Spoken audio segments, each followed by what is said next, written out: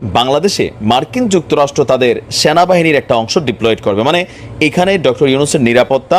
আমেরিকার পেন্টাগন থেকে মধ্যরাতে সেনাপ্রধানের কাছে একটা কল আসে যে আপনি যদি বাংলাদেশের সার্বভৌমত্ব এবং বাংলাদেশের যদি ল অ্যান্ড অর্ডার আপনি ফিরিয়ে না আনতে পারেন, তাহলে আমেরিকা থেকে কিংবা জাতিসংঘ থেকে আমরা সেনা পাঠাবো বাংলাদেশে রক্ষা করার জন্য।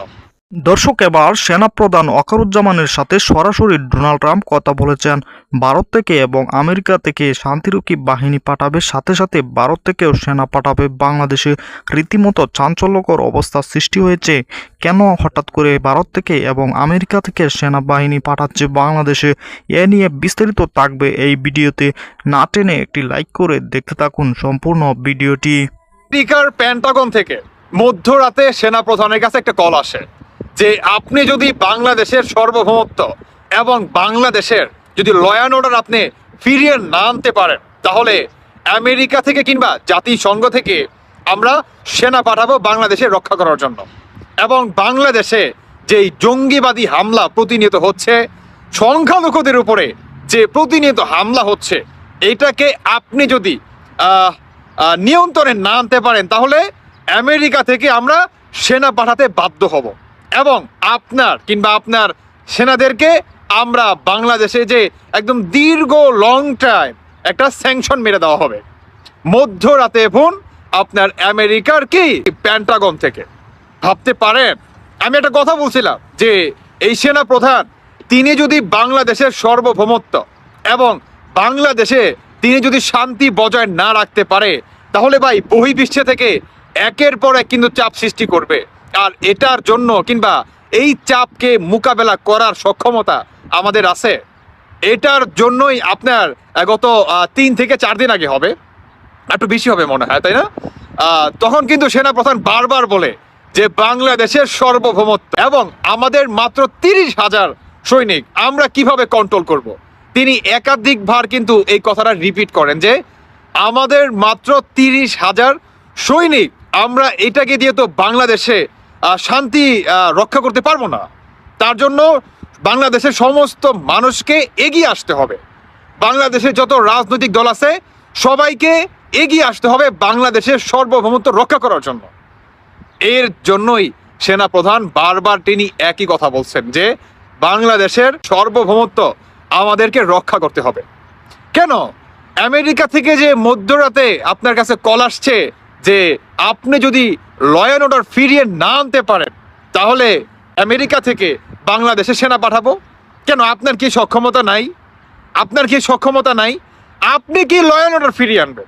আপনাকে পদত্যাগ করার জন্য মধ্যরাতে এই ডক্টর ইউনূস, সুৎখোর ইউনূস আপনাকে মনে করেন ডেকে নিয়ে যায় রিজাইন করার জন্য, আর আপনি আনবেন ল অ্যান্ড অর্ডার ফিরাইয়া? বলেন, নাকি আমাদের বাংলাদেশটা রক্ষা করার জন্য লাস্টে আমেরিকা থেকে সৈন্য আসবে? বলেন। আর যদি একবার আমেরিকা থেকে সৈন্য আসে, তাহলে এটা কি আমাদের বাংলাদেশের জন্য খুব ভালো কিছু আনবে, অনেক সুনাম বয়ে আনবে? বলেন। তাহলে আমরা বাংলাদেশ কিংবা শেখ মুজিবুর রহমান, প্রেসিডেন্ট শহীদ জিয়া যে বীর মুক্তিযোদ্ধারা ছিল এবং বঙ্গবন্ধু শেখ মুজিবুর রহমান, তিনি যে দেশটাকে স্বাধীন করে দিয়ে গেছে, আলহামদুলিল্লাহ, এই স্বাধীন দেশটা রইল কোথায়? স্বাধীন দেশটা রইল কোথায়? স্বাধীন দেশের সার্বভৌমত্বটা আপনি রক্ষা করলেন কোথায়? আপনি তো দেশের সেনাপ্রধান। আমেরিকার পেন্টাগন থেকে মধ্যরাতে আপনার কাছে ফোন আসে যে বাংলাদেশের ল অ্যান্ড অর্ডার ফিরিয়ে আনার জন্য। যদি না পারেন, তাহলে কি আমেরিকা থেকে সৈন্য পাঠানো হবে বাংলাদেশের ল অ্যান্ড অর্ডার কি ফিরিয়ে আনার জন্য? ভাবতে পারেন আপনি? আমি দর্শক বন্ধুরা, আমি আপনাদেরকে বলতেছি, ভাবতে পারেন আপনারা যে আমাদের বাংলাদেশটা বর্তমান কোথায় আছে? এই জামাতি, হিজবুত তাহরির কিংবা এই যে বাজার আছে জঙ্গিবাদী দলরা, ভাবতে পারে যে এদের জন্য আমাদের দেশটা কোথায় যাচ্ছে? এরা খালি বলতেছে যে ইসলাম ইসলাম। আরে ভাই, ইসলাম ধর্ম মানে কি বলেন? হিংসা বিদ্বেষ বাদ দিয়ে সুন্দর একটা রাষ্ট্র কি পরিচালনা করা। তাহলে আপনারা কি হিংসা করতেছেন না? আপনারা কি একের পর এক বাংলাদেশে দখলবাজিতা, মব জাস্টিস, গণহত্যা চালাচ্ছেন না? চালাচ্ছেন কিনা?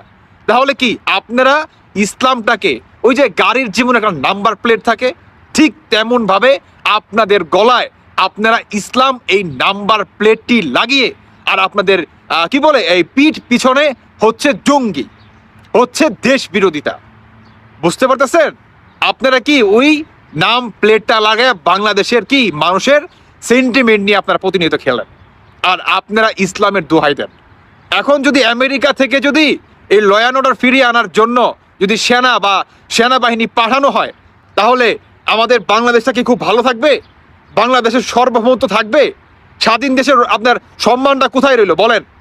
যারা নাকি বীর মুক্তিযোদ্ধারা কিংবা বঙ্গবন্ধু শহীদ প্রেসিডেন্ট জিয়া, তারা যে দেশটাকে স্বাধীন করে দিয়ে গেছে, এই স্বাধীনতা কি আর বড় গলায় বলতে পারবেন? পারবেন না। তো তখন আমাদের বাংলাদেশটা কি চলে যাবে আমেরিকার আন্ডারে। বুঝেন আপনি? আপনারা বুঝতে পারেন আমাদের দেশটা কোথায় আছে? আর এই সেনা প্রধান আপনি বা কি করেন বলেন? আপনার ভূমিকাটা কি? আপনার ভূমিকাটা কি? আপনি দেশের একজন সেনা প্রধান ভাই। আপনাকে ডক্টর ইউনূস মধ্যরাতে ডেকে রিজাইন করার জন্য আপনাকে হুমকি দেয়, ধমকি দেয়।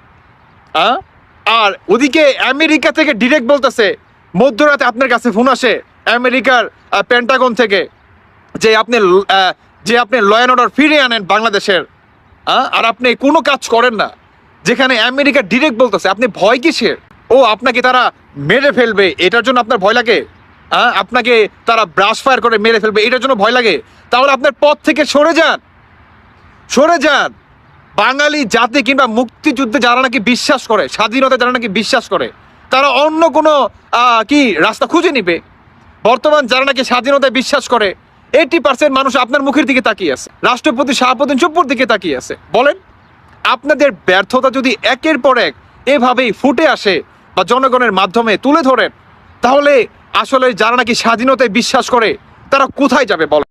সম্মানিত দর্শক, শান্তিরক্ষী বাহিনী বাংলাদেশে যদি আসে তাহলে বাংলাদেশের সেনাবাহিনীদের জন্য একটি বড় দুঃসংবাদ হবে। কেননা সেনাবাহিনীর হাতে কোনো ক্ষমতা থাকবে না। শান্তিরক্ষী বাহিনী যা বলবে তাই করতে হবে।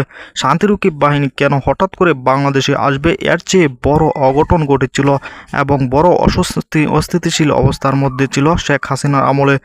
সে সময় কোনো শান্তিরক্ষী বাহিনী পাঠানো হয়নি। অনেকে আবদার করেছিল, রাজনীতিবিদ এবং সাধারণ মানুষও আবদার করেছিল, তারপরও শান্তিরক্ষী বাহিনী পাঠানো হয়নি। এখন কেন হঠাৎ করে শান্তিরক্ষী বাহিনী পাঠাবে এমনটি বলেছেন ডোনাল্ড ট্রাম্প। আর এ নিয়ে চাঞ্চল্যকর অবস্থা সৃষ্টি হয়েছে। দর্শক, এ বিষয়ে আপনাদের মতামত অবশ্যই কমেন্টে জানাবেন এবং পরবর্তী ভিডিও পেতে চ্যানেলটিকে সাবস্ক্রাইব করে রাখুন। আসসালামু আলাইকুম।